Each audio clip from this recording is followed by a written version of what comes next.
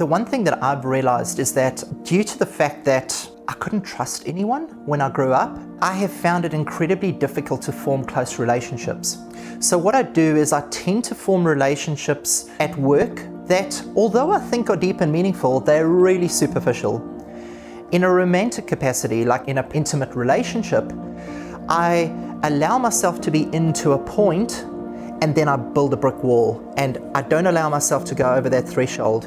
And even with my kids, the word vulnus is the Latin word that means wound, and vulnerability means opening yourself up to the risk of being hurt, to be wounded. So just last week, I went to my therapist and I was saying to her that I find looking after my girls as a chore. I feel like I don't even bond with my girls.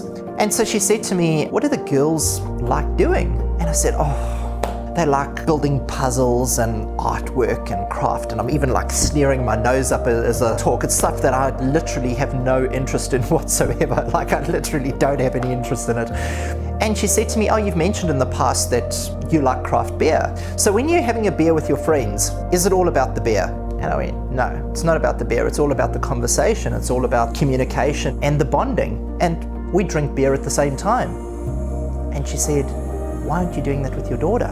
Because your daughter wants to build craft, but if you can't sit down with her and do the activity that she wants, that keeps her conscious mind busy. She's busy working on all of that stuff. That's when you get the opportunity to really bond with them.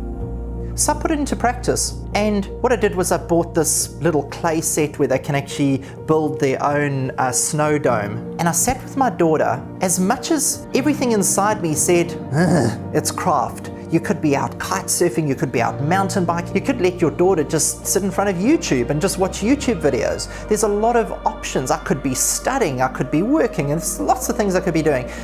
Switched off all my phones, absolutely no technology whatsoever, and I just sat with her for that time, and we built these little clay presents together, and a tree and a snowman and all this sort of thing to put inside the snow dome.